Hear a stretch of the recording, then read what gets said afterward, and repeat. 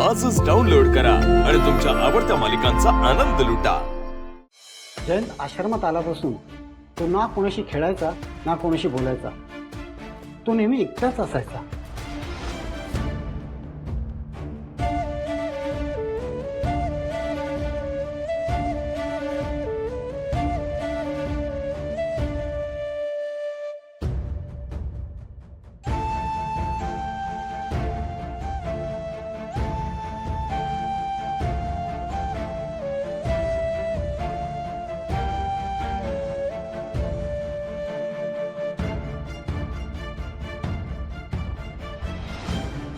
जयंत आश्रमात रमावा म्हणून आम्ही खूप प्रयत्न केले, पण तो कधी बदललाच नाही।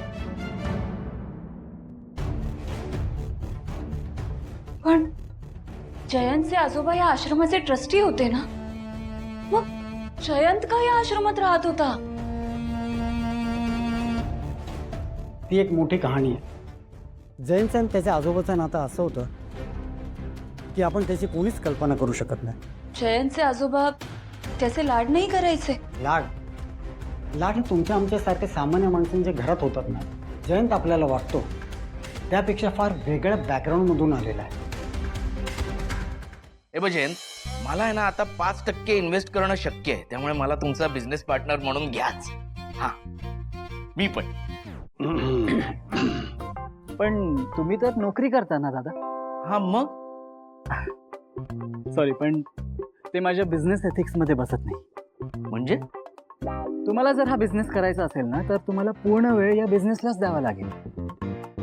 तर बाबा, मी काय म्हणत होतो, अब मी काढेन ना वेळ बिझनेस साठी। हा खरंच, मी मनापासून काम करेन, व्यवस्थित वेळ काढेन बिझनेस साठी, अजिबात दुर्लक्ष करणार नाही। हा, त्याचा प्रश्नच नाहीये दादा। मला कोणी या बिझनेसला सेकंडरी सोर्स बघितलेलं अजिबात चालणार नाही। तुम्ही जर नोकरी करत असाल तर तुम्ही प्लीज नोकरीच करा। सो बाबा, ॲज आय वॉज सेइंग, मी आजच डीलरशी बोलून घेतो ना। नाही, मी काय म्हणतोय, काय रे संतोष, तू कशाला उगाच मध्ये मध्ये बोलतोयस? त्यांची मीटिंग चालू आहे ना, तू नको उगाच तुन लावूस। त्यांना काय ठरवायचं ते ठरवू देत। संतोष, अरे तुला किती वेळा सांगायचं, कळत नाहीये का तुला? पुन्हा एकदा सांगतो, ऐक, हे बघ, तू आमच्या बिझनेसचा भाग होऊ शकत नाहीस, तू तुझी नोकरी कर। आणि अजून एक, समजा तुला इथे बसायचंच असेल ना, तर जरा गप्प राहा।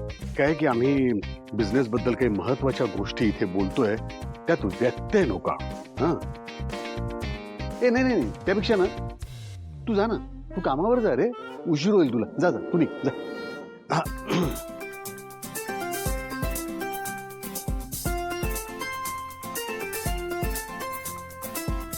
तर मला सांग, पुन्हा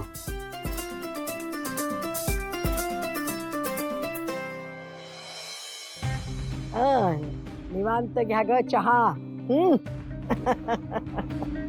हे काय, सिंचनाला नवीन वहिनी येऊन सुद्धा सिंचना चहा घेऊन आली?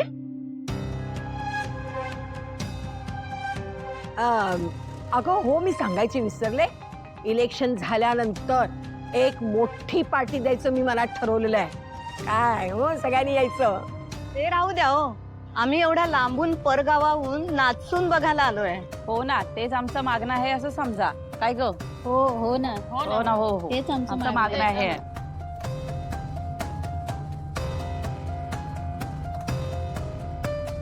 आम्हाला नाचून दाखवा। हे चहा वगैरे राहू दे, पण आम्हाला नाचून दाखवा। अहो आधी चहा अहो दाखवा सून। अरे ती बघा, गाडे पाटलांची सून, नवीन सून।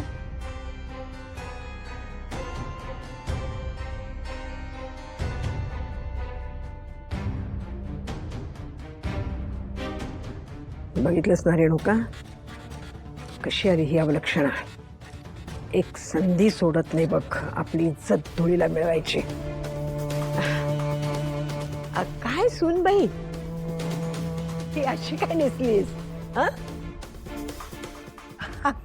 अंगावरती दागिने नाही, जरी काटाची साडी पण नेसली नाहीस। गाडे पाटील घराण्याची सून आहेस तू।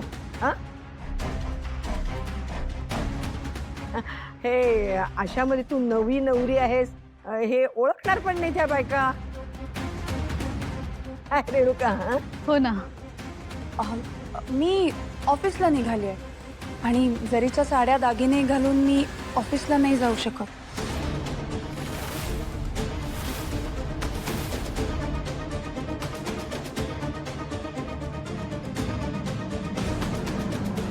गाडे पाटलांची सून आणि नोकरी करणार? अगं भावना, काय बोलतेस तू? तुला काय गरज आहे ऑफिसला जायची? हा, नाही, गरज म्हणून नाही, ते काम आहे माझं. मी लग्नापुरतीच सुट्टी घेतली होती, त्यामुळे आता ऑफिसला निघाले. अगं सूनबाई, आजपर्यंत गाडे पाटील घराण्याची सून अशा साडीमध्ये कधीच कुठं बाहेर गेली नाही. हो, बरोबर आहे तुमचं, पण याआधी इथे कोणी नोकरीही करत नव्हतं ना. सूनबाई,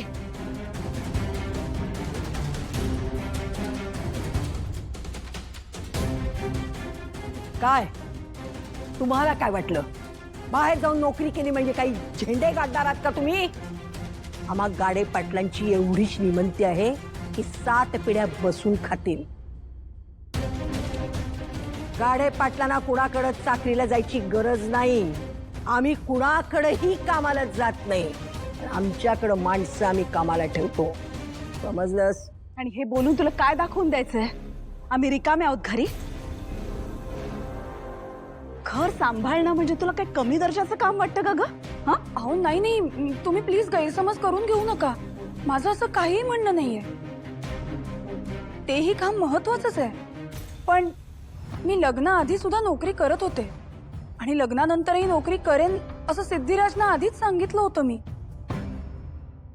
ऑफिसला जाताना जरीच्या साड्या दागिने घालून जाणं शक्य नसतं, कारण बऱ्याच लोकांना भेटायचं असतं ना, मग त्या सगळ्यात वावरणं अवघड होऊन जातं. म्हणून मी साधी साडी नेसली आहे.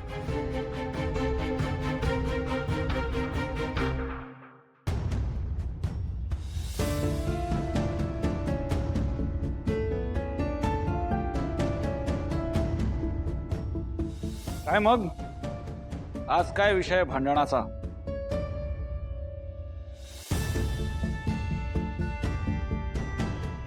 सिद्धिराज, बरं झालं तुम्ही आला. मी ऑफिसला निघाले त्यामुळे वाद सुरू झाला. आला बघ हा बायकोचा कैवारी. आता हा बायकोच्या बाजूने आपल्याला बोलणार, आपली अक्कल काढणार आणि आपलं तोंड काळं होणार. प्लीज समजावा ना जरा. ऑफिसला? हो, तुम्ही का ऑफिसला जाताय?